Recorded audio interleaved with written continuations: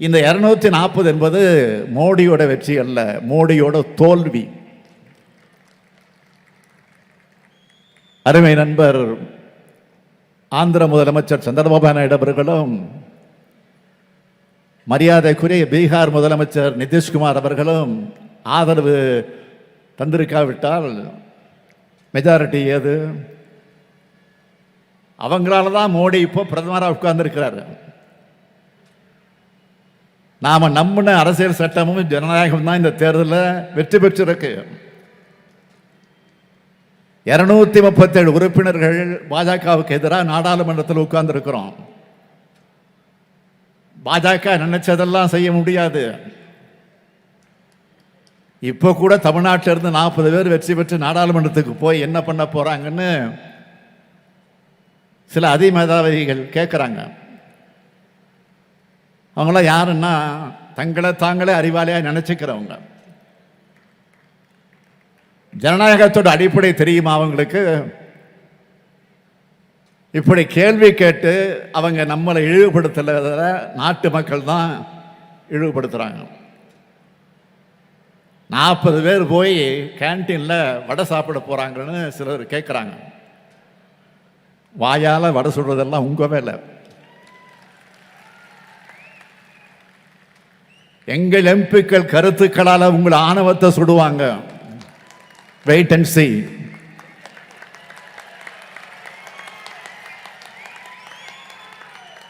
இதுக்கும் ஒரு எடுத்துக்காட்டு சொல்லட்டுமா? கடந்த 5 ஆண்டுகளில் நாடாளுமன்றத்தில் நம்ம எம்பிக்கள் 9695 கேள்விகள் கேட்டிருக்காங்க. 1949 விவாதங்களில் பங்கெடுத்திருக்கிறாங்க. 59 தனிநபர் மசோதாக்கள் கொண்டு வந்திருக்காங்க. இதைவிட முக்கியமா அவங்களுடைய செயல்பாடுகள் அதை அங்கீகரிக்கிற இன்னொரு விஷயம் இருக்கு. ஒன்றிய அமைச்சர் இருக்கக்கூடியவர்களாக இருப்பவர்கள் அமித்ஷா, நிர்மலா சீதாராமன், ஏன் பிரதமர் மோடின்னு ஒட்டுமொத்த பாஜக அமைச்சர்களும் திமுகவை எதிர்த்து தான் நாடாளுமன்றத்தில் அதிகம் பேசியிருக்காங்க. இதை விட வேற என்ன சர்டிபிகேட் வேணும்? பாஜகவுக்கு அதிகம் பெரும்பான்மை இருந்தப்பவே தங்களுடைய வாதங்களால் நாடாளுமன்றத்தை திரும்பி பார்க்க வச்சவங்க நம்ம தமிழ்நாட்டு எம்பிங்க. இப்ப மைனாரிட்டி பாஜக அரசு இருக்கும்போது அடங்கி போவாங்களா? மக்களுக்கான நம்ம குரல் இன்னும் வலுவா நாடாளுமன்றத்தில் ஒலிக்க போகுது. நம்முடைய உறுப்பினர்கள் தான் பாஜகவை கொள்கை கோட்பாடுகள் ரீதியாக அம்பலப்படுத்தினாங்க.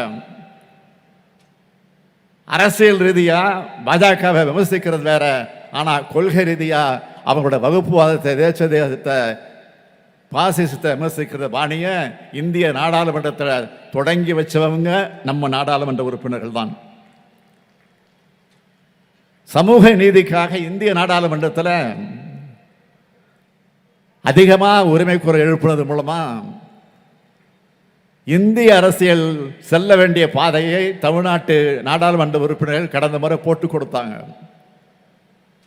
இந்த முறை நம்முடைய நாடாளுமன்ற உறுப்பினர்கள் எப்படி செயல்படணும்னு நான் விரும்புகிறேன்னா,